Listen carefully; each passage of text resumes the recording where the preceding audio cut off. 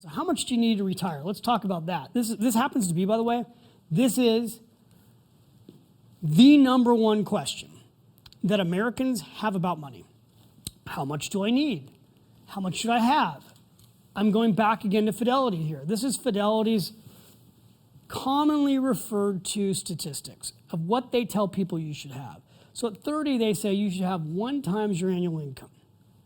At 35, you should have 2 times your annual income away in a retirement account. At 40, you should have 3 times. At 45, you should have 4 times. At 50, 6 times. So let's say you make $100,000 a year. They're basically telling you at 50, you should have $600,000. Let's say you make, same thing, you're at 55, it's 7 times. At 60, it's 8 times. At 67, it's 10 times. Now, it's still different for everybody. The only way you get to these numbers is you become financially selfish. So paying yourself first, another way to show this to you is if you earn a paycheck and you don't pay yourself first, who gets paid first? Uncle Sam. Federal tax and state tax. So you want to save, again, 1 hour a day of your income, invest it automatically for life. I just thought I'd show you like real world stuff. This is in the Automatic Millionaire book. Dead broke. Here's how to be dead broke. Don't pay yourself first. Poor.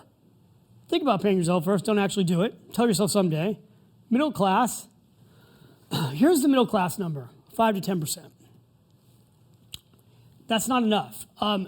Upper middle class, 10 to 15%. Want to be rich? It's 15 to 20%. Rich enough to retire early, it's 20% or more.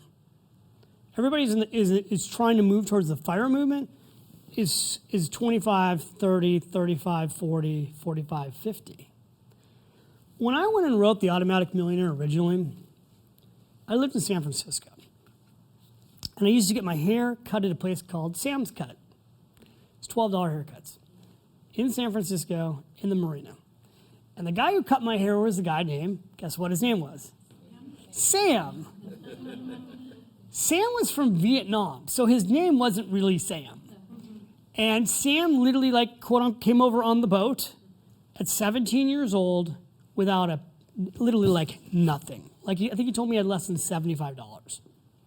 And he said, so he knows I'm doing this book, The Automatic Millionaire. And he knows I'm about to go on Oprah, and I'm so excited about this. And he's been cutting my hair for years. And he's like, so what's in this book of yours? And I tell him, basically I'm on a mission to teach Americans to pay themselves first 1 hour a day of their income. He's like, well, what is that? He goes, what's 1 hour a day of your income? And I go, like 10%. He just busts up laughing. He goes, you wrote a book to teach Americans to save 10% of their income? Are you kidding me? I go, what? He goes, yeah, because Americans don't do it. He goes, do you know what my mom told me when I came to Vietnam?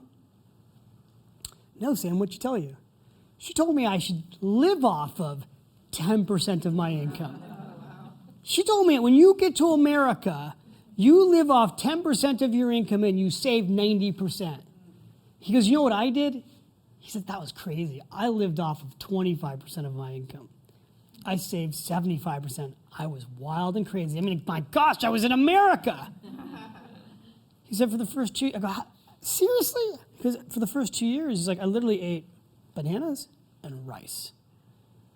He's like, I washed dishes. I slept in the back room of a restaurant that I worked at.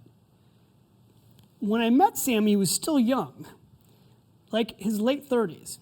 He owned 3 hair salons and a lot of real estate. And he's like, and today I live off 50% of my income, but don't tell my mom. So it's a different philosophy, and the thing is, I would say, you got to make a decision. Ultimately, it's going to come down to you. Sam made a decision to not listen to his mom and not live off of 10%, but he saved a whole bunch of money.